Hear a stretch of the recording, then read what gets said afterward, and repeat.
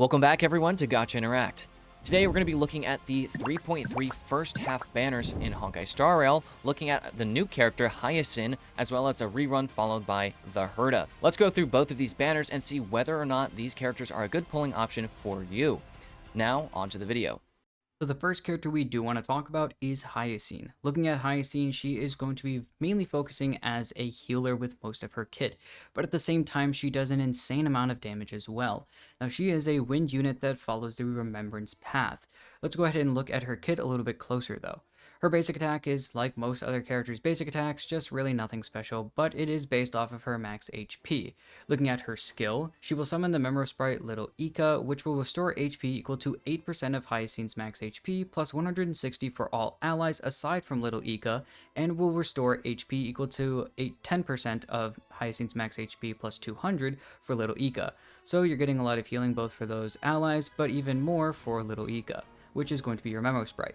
Now looking at the ultimate, this is where a lot of her other things will come through as well. She will then summon the Memo Sprite Little Ika if he's not already on field, and restore HP equal to 10% of Hyacine's max HP plus 200 for all allies, and then also once again get a little bit more healing for Little Ika. Hyacine will then also enter the after rain state for 3 turns after using her ultimate. This will also reduce the state's duration by 1 every single time that Hyacine's going to go up, so every single time she goes up, she basically has 3 turns during this. When in the after rain state though, she will increase all allies max HP by 30% plus 600. All the attributes being stated, by the way, are at level 10. So you're seeing a lot of HP there, but there is a little bit more to talk about as well, looking at her Memo Sprite. Now, with Little Ika and his Memo Sprite, he has 2 different things. He has his Memo Sprite skill, which is going to deal wind damage equal to 20% on all allies of the tally of the healing done by Hyacine and Little Ika in the current battle. So 20% of your healing is going to be dealt as wind damage to enemies. 50% of the tally of healing that you're going to be using is then going to be used up instead of the 100%. Now, in the Memo Sprite talent, the restore that you're going to get here is called Take Sky in Hand. It states that Little Ika's speed will remain at 0, and he will be immune to debuffs, and they will not appear on the attack order. But it states that if all ally attacks, except for Little Ika, have their HP reduced, then Little Ika will consume HP equal to 4% of his own max HP and restore HP equal to 2% of Hyacine's max HP plus 20 for an ally target with reduced HP at the start of any target's turn or after any target takes an action. While Hyacine is also in that after rain state that you get from the ultimate, Little Ika will immediately obtain 1 extra turn and automatically use Rain Cloud's Time to Go, which is going to be that damage instance that we just talked about a little bit ago. Moreover, when Little Ika triggers their talent's healing effect, once again, more healing is going to come out as well. After Little Ika uses an ability, all continuous effects duration decreases by 1 turn, so anything that has been going on will decrease by 1. Next, let's look at the Herta's kit and what she does. With her basic attack, she's just going to deal ice damage equal to 100% of the Herta's attack to 1 designated enemy. Just for clarity, this is assuming that the basic attack is level 6, and now I will talk about the skill and ultimate assuming it's level 10. Looking at that skill, she's going to deal ice damage equal to 70% of the Herta's attack to 1 designated enemy, and then inflict 1 stack of what's called Interpretation. She will also deal ice damage equal to 70% of the Herta's attack to the targets hit by this instance of skill and their respective adjacent targets. Now, this effect will happen and can repeat twice, so that is something to keep in mind. She's getting a lot of hits in here. Looking at her ultimate, she's going to rearrange the number of those interpretation stacks on all of the enemies, prioritizing the transfer of these higher numbers of interpretation stacks to the elite level targets and above. So, in other words, if you're fighting a boss with 4 little summons, as she rearranges these interpretation stacks, it's going to have a greater chance to all go on that boss, the stronger enemy that you are fighting. After this, she will deal ice damage equal to 200% of her attack to all enemies. Additionally, when using her ultimate, you're going to increase the Herta's attack by 80%, lasting for 3 turns. And after the use, the Herta will immediately take action and gain 1 stack of Inspiration. And Inspiration can stack up to 4 times. While having Inspiration, you will enhance the skill to what's called Hear Me Out. This is basically just the enhanced version of the skill. When you use this, you're going to consume 1 stack of Inspiration, and you will deal ice damage equal to 80% of the Herta's attack to 1 designated enemy and inflict 1 stack of Interpretation. Also, you're going to deal another 80% of her ice damage, scaling on her attack, to the targets hit by this instance of skill and their respective adjacent targets, once again repeating twice. much like the base version of the skill. At the end of all of this, you're going to deal ice damage equal to 40% of the Herta's attack to all enemies. So it kind of just adds on a little bit more hits and just more overall damage. Looking at her talent, when enemy targets enter battle, the Herta is automatically going to inflict 1 stack of interpretation on them. At the start of each wave, she will apply 25 stacks of interpretation to a random enemy target, prioritizing elite level targets and above. When the enhanced skill's primary target has interpretation, the multiplier for the damage dealt increases, with each stack granting an increase of 8 or 4% on the primary target or other targets respectively. So just for clarity, that's 8% on the primary target and 4% for other targets. If 2 or more characters follow the path of erudition in the team, each stack is going to grant an additional increase of either 8% or 4%. Once again, on the primary target, 8%, or 4% for those other targets. Interpretation can stack up to 42 times, and when using the enhanced skill, you will reset the number of interpretation stacks on the primary target to 1. After the enemy target leaves the field or gets defeated by any unit, interpretation will be transferred, prioritizing the transfer to elite level targets and above. Now that we've taken a look at the actual character's kits, now let's go ahead and jump onto our next section, which is talking about our summary, looking at all the different questions we might have. So the first question we have is, do you need either character on your account? Really looking at how valuable each character really is. Now, looking at a character like Hyacine, now she is a healer. She is not a buffer to an extent. She can be obviously that 30% max HP I brought up, but also honestly just being a healer in and of herself, being a very strong sustain, also a damage dealer. Hyacine just puts herself at a lot of different teams, a lot of different ways, and she just shows to be a very good and useful character. Most people are going to be putting her with Casterus, so if you have Casterus, that's going to be something to keep in mind.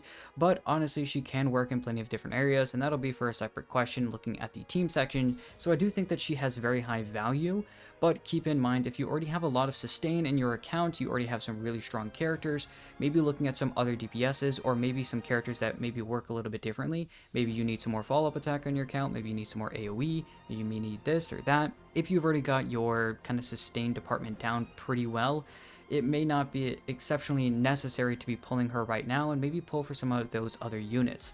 But if you are looking for someone who is a really good sustain and can work for some old units, which we're going to once again talk about in the next question, but also be a really good character for new units, Hyacine's the person to go for. The other character is going to be the Herta, and the Herta absolutely dominates anything that she touches, and especially when you throw her in something like Pure Fiction, she's going to throw a lot more of her damage out even more. She focuses a lot on having obviously more enemies on field, being an erudition unit, the better, and as Rift kind of talked about her kit, you see that even more clearly.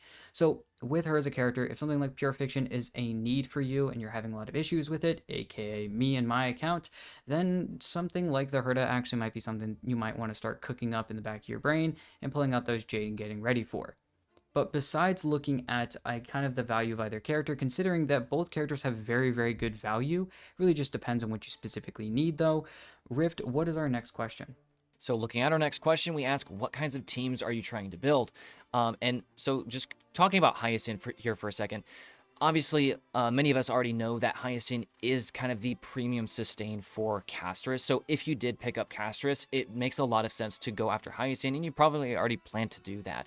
That being said, if you don't have Casterus, kind of like Vixen already said, is she still worth it? And honestly, I think she would be, because there's a lot of other teams, like he hinted at, that she can be used in. As someone who's going to be buffing HP in her ultimate, and even in Eidolons, which we won't talk about in this video, but she does buff even more with like the E1, which is crazy. With that, though, that can work for other HP scaling characters. Characters like Mighty can still use this.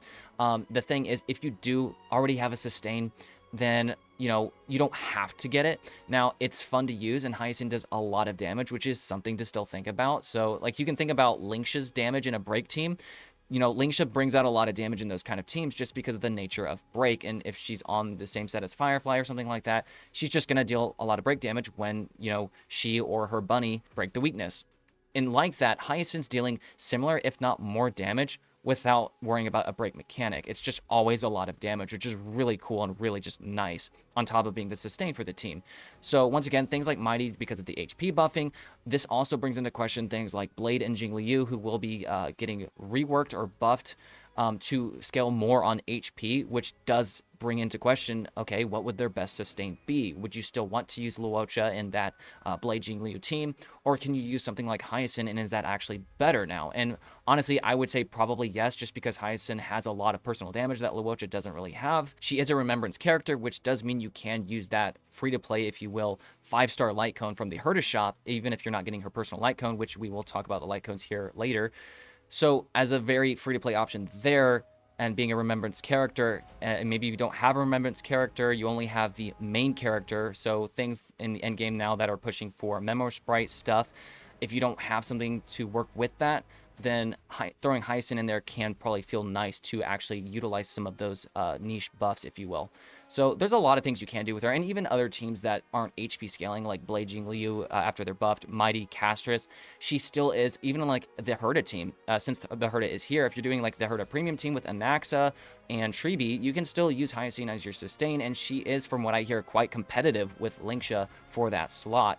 Maybe in some scenarios even more, just because of her personal damage, whereas Linksha's relies on breaking to actually have personal damage. There is also the talk of putting her in Acheron teams, but we'll talk about this more with the Light Cone, because the Light Cone has a debuff that you can actually put on the enemies, which is why if you want to place her with your Acheron, you can, but most people would highly recommend that you get her Light Cone if you're going to do that.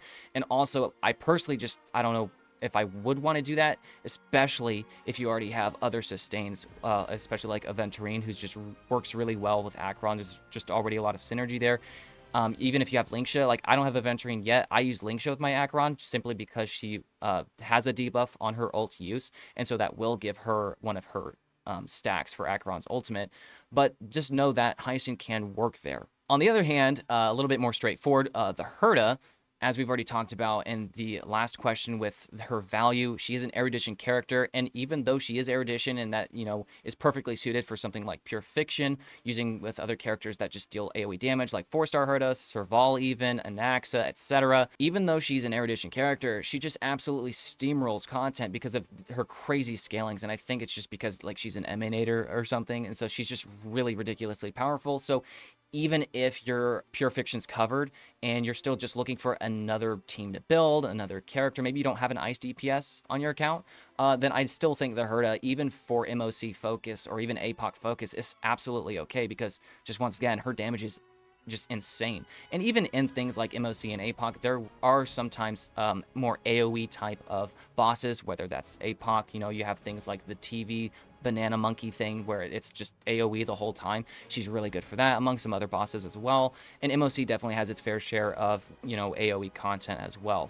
So point is, she's a great character. She can do all of the content, any 3 of them, so she's definitely a good pickup. And so for teams with her, like I said, any other erudition character you're going to put with her, you can even use the 4-star Herta together, which is kind of funny, just having the Herta with her puppet, and that works fantastic, so that's something you can do. And she works with a lot of the different buffers you can use. Obviously, if you want some of the better ones, you can use Tribi, which Tribi is going to be better for the erudition-esque teams, just because she will be buffing everyone. She has a little bit of personal damage. Sunday is okay. I wouldn't personally recommend it, but you can do it if you're doing like Hyper Herta, but I don't know why you do that. You still want to use another erudition character.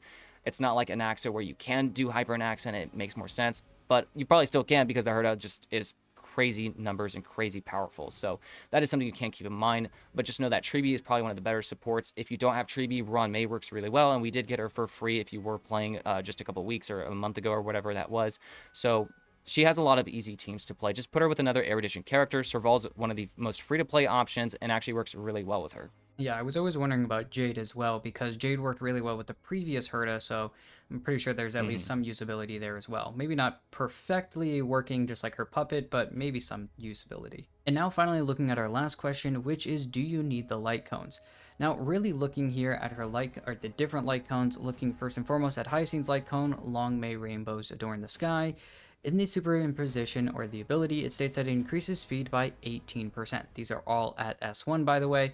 When the wearer uses basic attack, skill, or ultimate, consumes all allies' HP equal to 1% of their current HP, and additionally deals 1 instance of additional damage of the wearer's Memo Sprite type equal to 250% of the total consumed to the attack target after the next attack launched by the wearer's Memo Sprite. So a lot of stuff there to be stated there, but the total HP is consumed is then reset, and then when the wearer's Memo Sprite uses the Memo Sprite skill, it increases the damage taken by all allies by 18% for 2 turns. The same types of effects cannot stack. So as you can kind of see here, it's almost you're making yourself take more damage while also getting a butt ton of steel here, getting a lot of that speed, you're getting here, as well as just taking more damage. That falls more in line with a character like Castris, who wants to take a lot of damage, honestly, as well through her kit. And this also makes me even think of using her with someone like Jingliu, who we talked about a second ago in the team section with Hyacine. Personally, as a character, she likes when her HP is draining, so having that happen as well, or it's a mechanic that at least happens as well in the team, so it's already something that's already kind of going on. So this light cone is kind of almost a double-edged sword.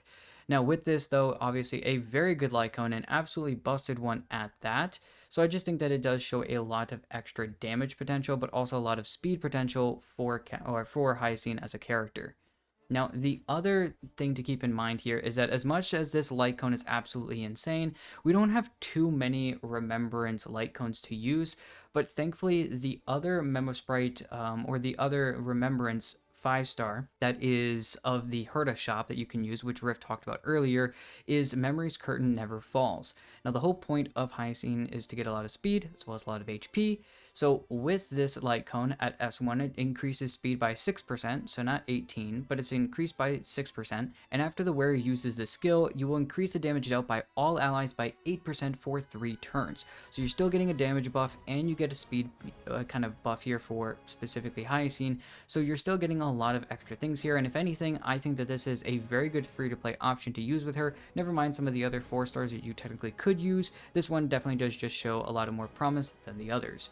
But that's really the idea with specifically hers. As much as I think that is a very good light cone, there's just other light cones that you can actually use that still show a lot of good promise and even helps her actually be a little bit more of a buffer as well. Now looking at the other light cone for the banner, Into the Unreachable Veil, which is going to be the Herta's light cone. At S1, the ability states that it increases the wearer's crit rate by 12%, and when the wearer uses their ultimate, increases the wearer's skill damage and ultimate damage dealt by 60%, lasting for 3 turns. After the wearer uses their ultimate, if this ultimate consumes 140 or more energy, you will then recover a skill point. Now, if you use the Herta a lot, you know that you're using your skill quite a lot, so the extra skill damage is going to be helpful. You're using your ultimate quite a bit as well, which means that's getting more damage, and you're also getting a skill point back, never mind the extra crit. So honestly, a very, very good light cone specifically here, obviously tailor-made to her as a character. There are some other light cones to really use if you really so desire, but I don't think that nothing really kind of compares to her personal light cone. Now, Rift, what do you think between these two light cones are you thinking about, though? Well, obviously, they're really good light cones, especially Hyacine's, and you'll get that impression if you watch other content creators also covering this stuff. Her light cone, Hyacine's light cone, is insane, and I would say to definitely consider, if you're thinking once again about the Acheron team, that is kind of a must. Not a must, but you get what I'm saying, because it has that debuff you apply there, so that's going to help Acheron out a lot if you are thinking about that. That being said, and like Vixen said, the 5-star from the Herta shop is so good that you can honestly just sit with that, and Hyacine herself is so good that she really doesn't need it. Yes, it's a busted light cone and there's a dramatic increase there, but she just doesn't need it. And especially if you're using her with Castris, once again, it's good, but Castris is getting a lot of synergy with someone like Hyacine already that you don't need the 5-star. If you're going to pull a light cone in that team, if only one character has to have a light cone, it would be Castris herself. So just kind of think about that with your pulls, with your Jade. Where are your 5-star pulls going? If you already have these other things, then yeah, you can absolutely, afford Hyacine's light cone. But if you're, thinking about getting a Hyacine's light cone and you don't have the DPS's light cone in the team you want to put her in, it might just be better to save and get that DPS's light cone, like Castris in that example. And then with the Herta, it's also a really good light cone. It's her best in slot, obviously. It's actually a really good light cone. But I definitely think, because of just, once again, the Herta's innate power, she's so powerful, she just doesn't need that. You'll definitely be able to clear content with her on a 4-star light cone. One that I really like is Today is Another Peaceful Day. It's the one with Qingchua on it, and it just has to do with your max energy and increasing your ultimate damage. So that's going to be good and comfortable, pretty easy to use. Honestly, there are some others you can get away with. Once again, the Herta is just so powerful that she's going to steamroll the content anyways, provided you put her in a really good team. You can use a character like Serval. We already talked about the team section. Just go check that out if you want to know the teams. You have the team synergy. You can use a 4-star light cone. She's going to clear content. That's just the fact with the Herta. Well, we hope that this video could help you decide on whether or not you want these characters, or maybe you want their Lightcones as well, and hopefully understanding whether or not you guys are actually able to go for them, and does it make sense for you guys as well, depending on the accounts, and as well as the question section as well.